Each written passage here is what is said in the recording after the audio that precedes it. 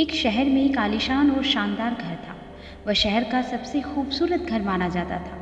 लोग उसे देखते तो तारीफ किए बिना नहीं रह पाते थे। एक बार घर का मालिक किसी काम से कुछ दिनों के लिए शहर से बाहर चला गया। कुछ दिनों बाद जब वह वापस लौटा तो देखा कि उसके मकान से धुआं उठ रहा है।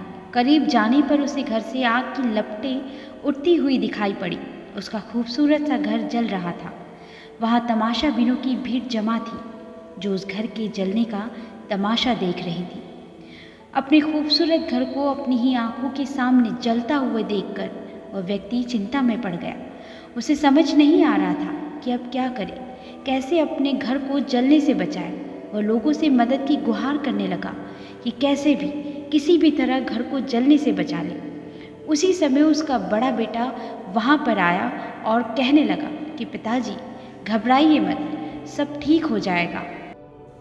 इस बात पर कुछ नाराज होते हुए पिता ने कहा कि कैसे न घबराओ, मेरा इतना खूबसूरत घर जल रहा है। बेटे ने उत्तर दिया, पिताजी माफ़ कीजिएगा, एक बात मैं आपको अब तक बता नहीं पाया था। कुछ दिनों पहले मुझे इस घर के लिए एक बहुत बढ़िया खरीदार मिला था। उसने मेरे सामने मकान की कीमत की 3 गुनी रकम का प्रस्ताव रखा। सौदा इतना अच्छा था कि मैं इनकार नहीं कर पाया और मैंने आपको बिना बताए सौदा तय कर लिया। ये सुनकर पिता की जान में जान आई। उसने राहत की सांस ली और आराम से यूं खड़ा हो गया जैसे सब कुछ ठीक हो गया हो। अब वह भी अन्य लोगों की तरह तमाशा बीन बनकर उस घर को जलते हुए देखने लगा। तभी उसका दूसरा बेटा आया और बोला, पिताजी हमारा घर जल रहा है और आप हैं कि बड़े आराम से यहाँ खड़े होकर इसे जलता हुआ देख रहे हैं, आप कुछ करते क्यों नहीं? पिता ने कहा कि बेटा चिंता की बात नहीं, तुम्हारे बड़े भाई ने ये घर बहुत अच्छे दाम पर बेच दिया है। अब ये हमारा नहीं रहा, इसलिए अब कोई फर्क नहीं पड़ता। पिता बोले, पिताजी भैया ने सौदा तो कर दिया था, लेकिन अब तक सौदा पक्का नहीं हुआ है। अभी हमें पैसे भी नहीं मिले हैं। अब बताइए इस जलते हुए घर के लिए कौन पैसे देगा? ये सुनकर पिता फिर से चिंतित हो गया और सोचने लगा कि कैसे आग की लपटों पर काबू पाया जाए। वो फिर से पास खड़े लोगों से मदद की गुहार करने लगा। तभी उसका तीसरा बेटा आया और बोला, पिताजी घबराने की सच में कोई बात नहीं है।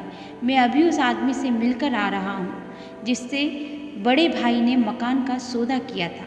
उसने कहा कि मैं अपनी जुबान का पक्का हूँ। मेरे आदर्श कहते हैं कि चाहे जो भी हो जाए अपनी जुबान पर कायम रहना चाहिए।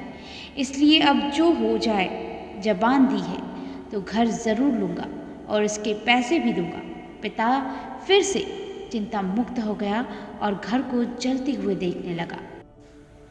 दोस्तों, एक ही परिस्थिति में व्यक्ति का व्यवहार अलग अलग हो सकता है और यह व्यवहार उसकी सोच के कारण होता है। उदाहरण के लिए जलते हुए घर के मालिक को ही ले लीजिए। घर तो वही था जो जल रहा था, लेकिन उसके मालिक की सोच में कई बार परिवर्तन आया और उस सोच के साथ उसका व्यवहार भी बदल गया। असल में जब हम किसी चीज़ से जुड़ जाते हैं तो उसके छिन जाने पर, दूर हो जाने पर हमें दुख होता है।